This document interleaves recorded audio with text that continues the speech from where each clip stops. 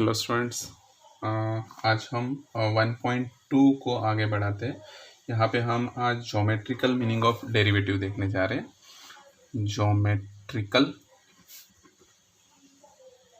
Meaning of derivative, ठीक है student. तो देखिए, ज्योमेट्रिकल मीनिंग ऑफ डेरिवेटिव क्या होता है। इसके पहले तो हमने बहुत सारे एग्जांपल भी सॉल्व किए 1.1 में, पर हमें यहाँ पे डेरिवेटिव तो पता था, बट अभी डेरिवेटिव का ज्योमेट्रिकल मीनिंग क्या है।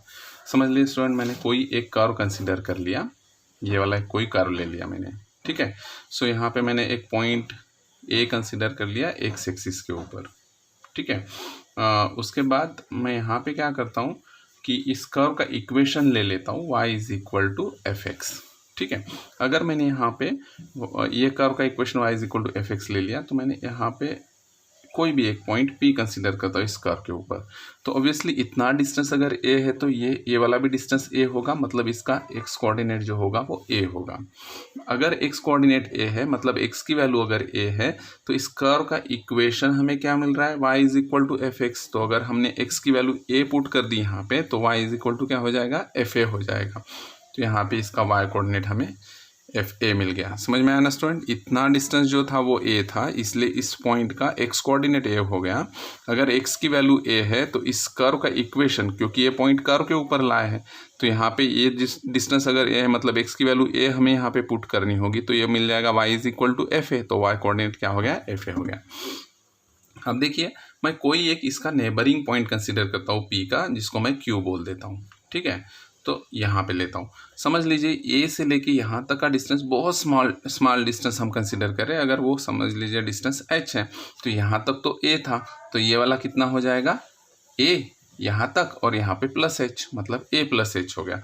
अब इसके कोऑर्डिनेट अगर हमें निकालने q के, तो ऑब्वियसली इसका x कोऑर्डिनेट क्या हो जाएगा, a प्लस h। इसी तरह से तो यहाँ पे भी हमें मिल जाएगा f of a plus H, क्योंकि x की वैल्यू अगर हमने यहाँ पे सब्स्टिट्यूट कर दी a प्लस एच, तो ये मिल जाएगा f of a plus H. तो ये हो गया p और q।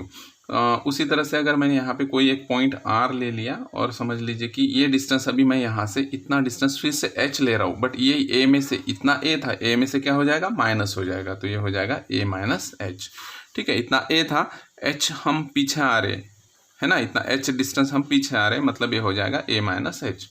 तो यहाँ पे इसका x कोऑर्डिनेट होगा वो a माइनस एच होगा, और y कोऑर्डिनेट होगा, x की वैल्यू अगर हम यहाँ पे a माइनस एच रखते हैं, तो ये हो जाएगा f of a minus H, ठीक है। अब देखिए क्या करते हैं हम कि इस q को मूव करते हैं along the direction of p।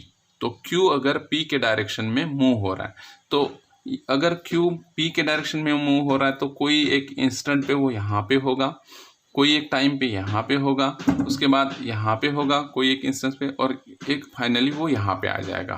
मतलब Q जो है वो किसके डायरेक्शन में अप्रोच हो रहा है, P के डायरेक्शन में अप्रोच हो रहा है, ठीक है। अगर Q P के डायरेक्शन में अप्रोच हो रहा है, तो ऑब्वियसली H की वैल्यू जो है वो थोड़ी थोड़ी कम होती जाएगी, क्योंकि यहाँ पे था ये इसका x कोऑर्डिनेट। अगर वो q यहाँ पे आ रहा है, मतलब ये वाला इस डायरेक्शन में जा रहा है, इस डायरेक्शन में जा रहा है, मतलब क्या हो रहा है कि ये जो h की वैल्यू थी, वो h की वैल्यू क्या हो रही है, स्मॉल हो रही है। समझ लीजिए कि ये वाला q यहाँ पे कहीं पे आ गया, तो ये यहाँ पे आ जाएगा ये वाला पॉइंट। तो ऑब्वियसली यहाँ पे इतना डिस्टेंस h होगा, तो ये वाला डिस्टेंस तो a प्लस एच से थोड़ा कम हो जाएगा। उसी तरह से यहाँ पे आ जाएगा, तो यहाँ पे h की वैल्यू क्या हो रही है, धीरे धीरे कम हो रही, मतलब h की वैल्यू जो है वो अप्रोचिंग टूवर्ड क्या हो रही है, 0 हो रही है। क्योंकि अगर वो ये वाला पॉइंट q p के ऊपर एग्जैक्टली आ जाएगा, तो h अपने आप क्या हो जाएगा, 0। देखिए इतना डिस्टेंस हमने h लिखा था, तो अगर हमने इसको इस डायरेक्शन में अप्रोच किया, तो यहाँ पे आते आते यहाँ पे अगर वो आ गया, ये वाला पॉइंट यहाँ पे आ गया, तो h क्या हो जाएगा, 0। मतलब सिंपली अगर q is approaching toward p, then we say that h is tending to 0, ठीक है। अब देखिए, अगर मैंने p और q को ज्वाइन कर लिया, तो इसको हम बोलते हैं सेकेंड। क्या होता है, ये सेकेंड होता है। अब यहाँ पे अगर q इस डायरेक्शन में अप्रोच हो रहा है, समझ लीजिए कोई एक इंस्टेंस पे यहाँ पे होगा, तो मैं इसको ऐसे ज्वाइन करता हूँ, तो ये सेकेंड थोड़ी सी इस पोजीशन में आ गई। उसके बाद यहाँ पे अगर q आ गया, तो इसकी पोजीशन ये आ गई सेकेंड की, यहाँ पे आ गया तो ये थोड़ी सीधी हो रही। और जब q और p एक ही जगह पे ओवरलैप हो जाएंगे, मतलब आ जाएंगे, तब ये वाली सेकेंड इस तरह से बन जाएगी। तो अगर आप थोड़ा सा गौर से देखते हो, तो ये वाली सेकेंड जो है अभी क्या बन गई, टेंजेंट बन गई, क्योंकि वो उसको सिर्फ एक पॉइंट में इंटरसेक्ट कर रही है ना, तो ये बन गई टेंजेंट। तो सेकेंड क्या हो रही है, टेंजेंट हो रही है यहाँ पे जब क्यू पी के तरफ अप्रोच हो रहा है। तो यहाँ पे दो चीज़ें मिल रही, जब क्यू पी के तरफ अप्रोच हो रहा है तो एच टेंडिंग टू 0 हो रहा है, और दूसरे second becomes a tangent. Second क्या बन रही है यहाँ पे, टेंजेंट बन रही है। उसके बाद देखिए स्टूडेंट, अगर मैं कोई एक लाइन लेता हूँ और इसके ऊपर अगर 2 पॉइंट लेता हूँ, जैसे x1 y1 और यहाँ पे x2 y2 लेता हूँ, ये b पॉइंट लेता हूँ मैं, तो इस लाइन का अगर हमें स्लोप फाइंड आउट करना है तो हमने 11th में देखा था कि स्लोप कैसे फाइंड आउट करते हैं। तो slope is equal to formula था y coordinate minus y coordinate divided by x coordinate minus x coordinate. तो इसका y coordinate minus y coordinate, ठीक है, divided by x coordinate minus x coordinate. तो ये स्लोप का फॉर्मूला था। अब हम यहाँ पे क्या करने जा रहे हैं, पहले कि ये जो सेकेंड पहले पी क्यू थी उसका हम स्लोप निकालेंगे। So slope of secant P Q is equal to P Q secant का स्लोप निकालते तो क्या हो जाएगा, y coordinate minus y coordinate. देखिए क्यू का y कोऑर्डिनेट क्या था, f of a plus h, और इसका क्या था y कोऑर्डिनेट एफ ए।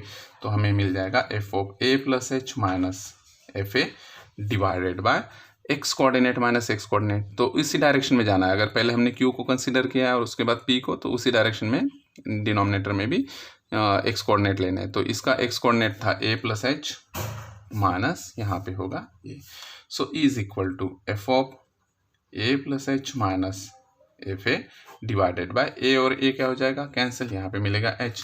तो हमें यहाँ पे मिल रहा है स्लोप ऑफ सेकेंड। ठीक है स्टूडेंट, तो ये तो स्लोप ऑफ सेकेंड हमें यहाँ पे मिल गया। ठीक है, अब हम क्या करने जा रहे हैं यहाँ पे, बिकॉज ये q जो है वो p के डायरेक्शन में अप्रोच हो रहा है, तो हम यहाँ पे लिमिट ले लेंगे q टेंडिंग टू p। तो दोनों साइड में मैं लिमिट ले लेता हूँ, limit q tends to p। यहाँ पे लिखता हूँ मैं slope of secant P Q is equal to limit q tends to p, यहाँ पे आएगा f of a plus h minus f a divided by h। ठीक है स्टूडेंट, अब हम क्या करेंगे, देखिए यहाँ पे limit q tends to p अगर है तो हम यहाँ पे h इज टेंडिंग टू 0 लिख सकते हैं। ठीक है ना, क्योंकि जब q p के तरफ अप्रोच होगा तो h कहाँ पे अप्रोच हो रहा है, 0 के तरफ अप्रोच हो रहा है। तो मैं यहाँ पे राइट हैंड साइड में h इज टेंडिंग टू 0 लिखता हूँ, f of a plus h minus f a divided by h। ठीक है, अब देखिए जब q p के तरफ अप्रोच हो रहा था तो ये सेकेंड क्या बन रही थी, यहाँ पे टेंजेंट बन रही थी। मतलब यहाँ पे जो limit q tends to p slope of secant होगा, इसको हम क्या लिख सकते हैं, स्लोप ऑफ टेंजेंट लिख सकते हैं। तो यहाँ पे मैं लिख देता हूँ slope of tangent, slope of tangent at point p। अब पॉइंट P पे हो जाएगी ये टेंजेंट, है ना, P को सिर्फ वो टेंजेंट टच करेगी यहाँ पे P पॉइंट में, इसलिए हमने slope of tangent at point P लिखा हुआ है। बट देखिए ये वाली डेफिनेशन या तो बाय फर्स्ट प्रिंसिपल हमने लिखा था पहले, जिसके ऊपर हमने बहुत सारे एग्जाम्पल भी सॉल्व किए। F dash x is equal to क्या था, limit h tends to 0 f of x plus h minus f x divided by h। ये तो बाय फर्स्ट प्रिंसिपल डेरिवेटिव की डेफिनेशन थी। अगर मैं इसको at the point x is equal to a ले लेता हूँ इस डेफिनेशन को, तो ये हो जाएगा f dash a is equal to limit h tends to 0 f of a plus h minus f of a divided by h। तो देखिए इसकी वैल्यू जो है वो क्या मिल रही है हमें, एफ डैश है, मतलब यहाँ पे हम क्या लिख सकते हैं, एफ डैश ए लिख सकते हैं by definition of derivative at the point x is equal to a। ठीक है, सो यहाँ पे मिल जाएगा हमें slope of tangent at point P is equal to, यहाँ पे मिल जाएगा हमें एफ डैश ए।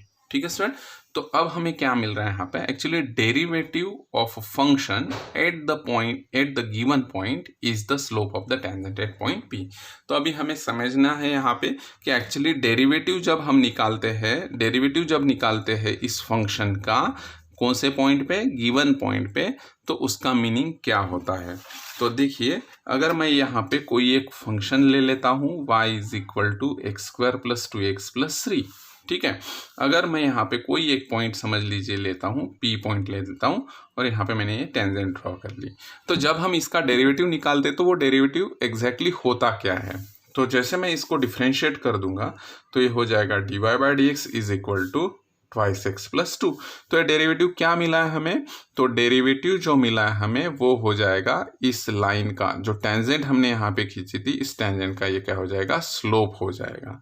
ठीक है स्टूडेंट, तो जब भी हम कोई कर्व हमें दिया हुआ होता है या तो कर्व का इक्वेशन दिया होता है तो उसको जब भी हम डिफरेंशिएट करते हैं ना, तो डिफरेंशिएशन एक्चुअली मतलब उस फंक्शन का जो डेरिवेटिव होता है वो उस स्लोप जो भी हम कर्व ले रहे हैं उस कर्व के कोई भी एक पॉइंट का एक कोई भी पॉइंट पे जो हम टेंजेंट खींचते हैं उसका क्या होता है, वो स्लोप होता है।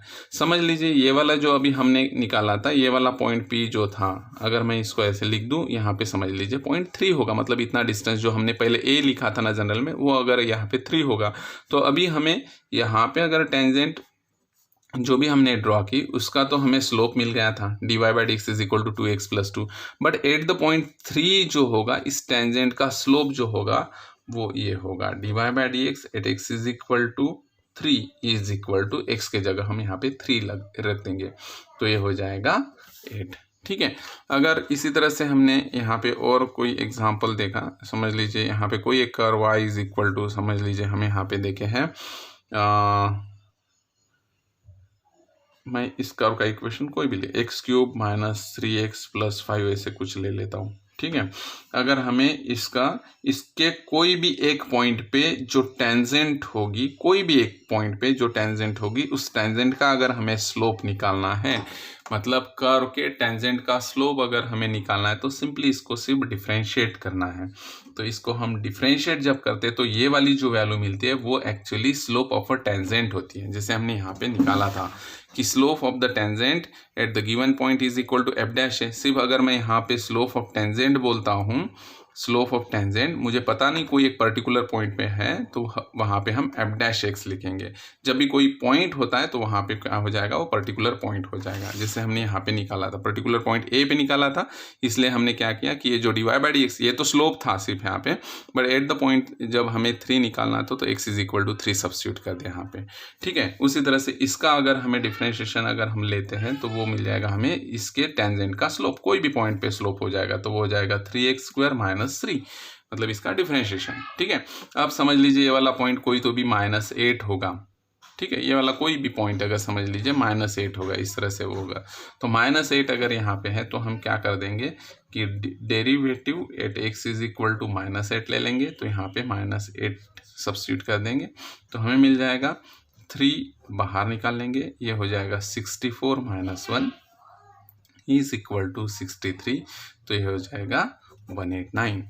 ठीक है स्टूडेंट, तो इस तरह से हम इसका कोई भी एक पॉइंट पे क्या निकाल सकते हैं, स्लोप। तो slope of a tangent at the point x is equal to -8 is 189। तो हम इसको इस तरह से लिख सकते हैं, slope of tangent to the curve y is equal to x³ minus 3x plus 5 at point x is equal to -8 is 189। ठीक है, तो ये हो जाएगा slope of a tangent to this curve at the point x is equal to -8। ठीक है student, सो इस तरह से इसका ज्योमेट्रिकल मीनिंग है। जब भी हमें इस टाइप के एग्जाम्पल सॉल्व करने होंगे तो वहाँ पे सिर्फ जो भी कर्व का इक्वेशन दिया होगा उस कर्व के इक्वेशन को डिफरेंशिएट करना है, वो हमें क्या मिल जाएगा, स्लोप ऑफ द टेंजेंट। ठीक है, टेंजेंट नहीं मिलेगा, स्लोप ऑफ द टेंजेंट मिलेगा हमें। तो स्लोप ऑफ द टेंजेंट मिलने के बाद जब भी हमें कोई पर्टिकुलर पॉइंट पे पूछा जाता है तो आप x की वैल्यू, वो पर्टिकुलर वैल्यू रख दीजिए, मतलब आपको उसका स्लोप मिल जाएगा। ठीक है स्टूडेंट, तो कॉन्सेप्ट बहुत ईजी है, सिर्फ थोड़ा सा ज्योमेट्रिकल था, इसलिए इसको ज्योमेट्री ड्रॉ करके हमें समझना था। ओके स्टूडेंट, इसके बाद हम इन्वर्स फंक्शन के कुछ एक स्टैंडर्ड थ्योरम है उसके बेस पे कुछ एग्जांपल्स है वो देखेंगे नेक्स्ट वीडियो लेक्चर में। Thank you students.